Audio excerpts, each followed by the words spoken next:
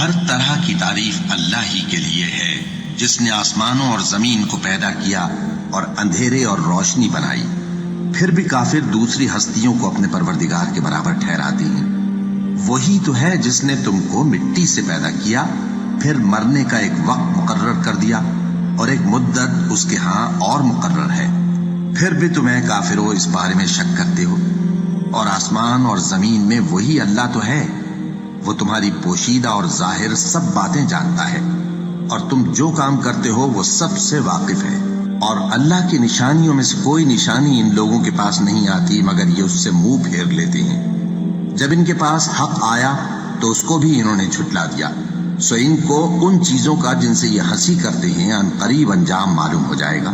کیا انہوں نے نہیں دیکھا کہ ہم نے ان سے پہلے کتنی امتوں کو ہلاک کر دیا جن کے پاؤں ملک میں ایسے جما دیے تھے کہ تمہارے پاؤں بھی ایسے نہیں جمائے، اور ان پر آسمان سے لگاتار مے برسایا اور نہریں بنا دیں جو ان کے مکانوں کے نیچے بہہ رہی تھیں، پھر ان کو ان کے گناہوں کے سبب ہلاک کر دیا، اور ان کے بعد اور امتیں پیدا کر دیں۔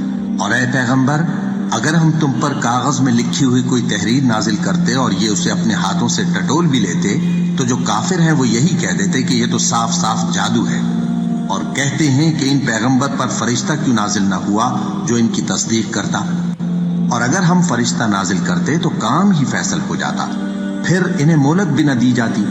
نیز اگر ہم کسی فرشتے کو بھیجتے تو اسے مرد کی صورت میں ہی بھیجتے، اور جو شبہ یہ اب کرتے ہیں اسی شبے میں انہیں ڈال دیتے۔ اور تم سے پہلے بھی پیغمبروں کے ساتھ ہنسی ہوتی رہی ہے، پھر جو لوگ ان سے ہنسی کیا کرتے تھے ان کو ہنسی کرنے کی سزا نے آ گھیرا۔ کہو کہ ملک میں چلو پھرو، پھر دیکھو کہ جھٹلانے والوں کا کیا انجام ہوا۔ کہو کہ آسمان اور زمین میں جو کچھ ہے کس کا ہے؟ کہہ دو اللہ کا۔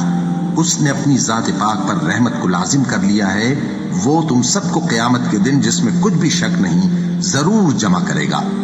جن لوگوں نے اپنے آپ کو نقصان میں ڈال رکھا ہے وہ ایمان نہیں لاتے، اور جو مخلوق رات اور دن میں بستی ہے سب اسی کی ہے، اور وہ سنتا ہے جانتا ہے۔ کہو کیا میں اللہ کو چھوڑ کر کسی اور کو مددگار بناؤں؟ کہ وہی تو آسمانوں اور زمین کا پیدا کرنے والا ہے، اور وہی سب کو کھانا دیتا ہے اور خود کسی سے کھانا نہیں لیتا۔ یہ بھی کہہ دو کہ مجھے یہ حکم ہوا ہے کہ میں سب سے پہلا فرما بردار بنوں، اور یہ کہ اے پیغمبر تم مشرکوں میں نہ ہونا۔ یہ بھی کہہ دو کہ اگر میں اپنے پروردگار کی نافرمانی کروں تو مجھے بڑے دن کے عذاب کا خوف ہے۔ جس شخص سے اس روز عذاب ٹال دیا گیا اس پر اللہ نے بڑی مہربانی فرمائی، اور یہی کھلی کامیابی ہے۔ اور اگر اللہ تم کو کوئی سختی پہنچائے تو اس کے سوا اس کو کوئی دور کرنے والا نہیں، اور اگر نعمت و راحت عطا کرے تو کوئی اس کو روکنے والا نہیں۔ وہ ہر چیز پر قادر ہے، اور وہ اپنے بندوں پر غالب ہے، اور وہ دانا ہے، خبردار ہے۔ ان سے پوچھو کہ سب سے بڑھ کر قرین انصاف کس کی شہادت ہے؟ کہہ دو کہ اللہ ہی مجھ میں اور تم میں گواہ ہے، اور یہ قرآن مجھ پر اس لیے اتارا گیا ہے کہ اس کے ذریعے سے تم کو اور جس شخص تک وہ پہنچ سکے آگاہ کر دوں۔